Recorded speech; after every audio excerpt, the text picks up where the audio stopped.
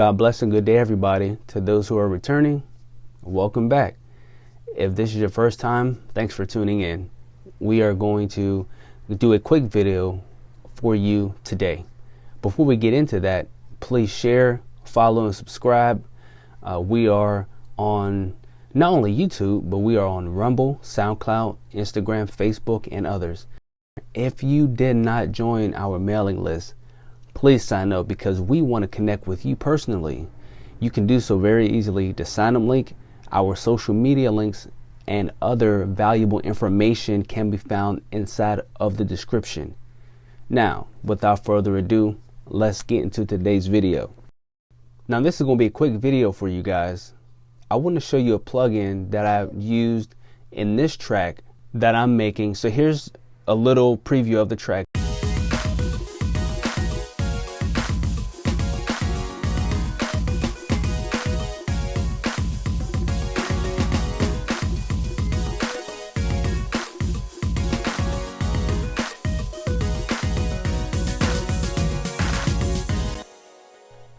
So this is the track that I'm working on, but I want to bring your attention to these tracks here, track 49 and 50. If I can't, there we go. Now this plugin is fire. So on this track, I have a snare.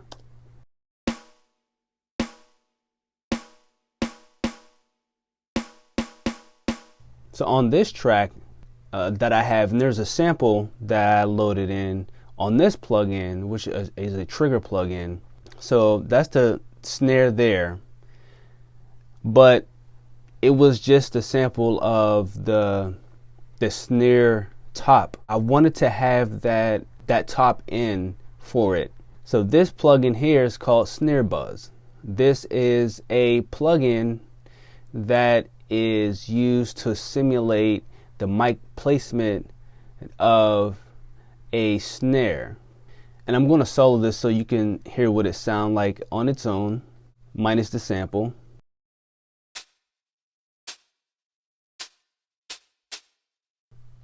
Now you can play with these different parameters to get the type of sound that you're looking for that could complement your snare track, whether it was recorded live or if it's, in this case, a snare sample. You can do a mix here if you like.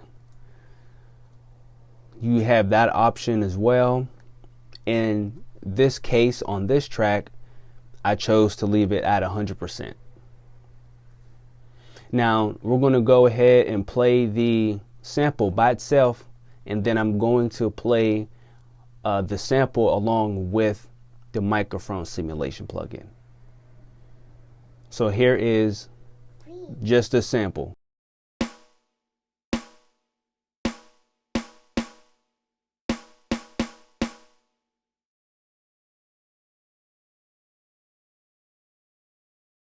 And here's with the plugin.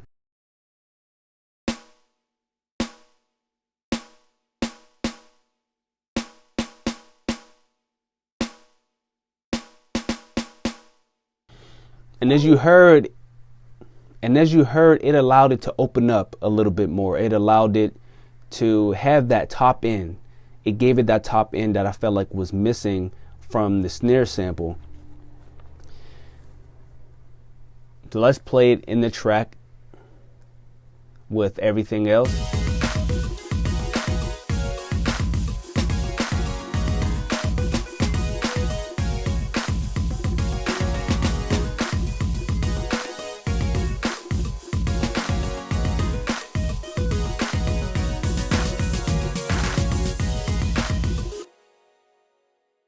Here's without the sample in the track.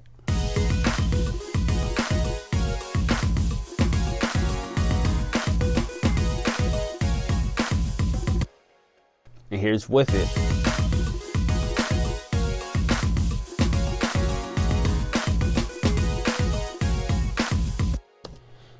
It just gives it a little bit of a lift and allow it to sit a little bit better in the mix and poke out with everything going on in the arrangement, and it gives it a better overall, fuller sound.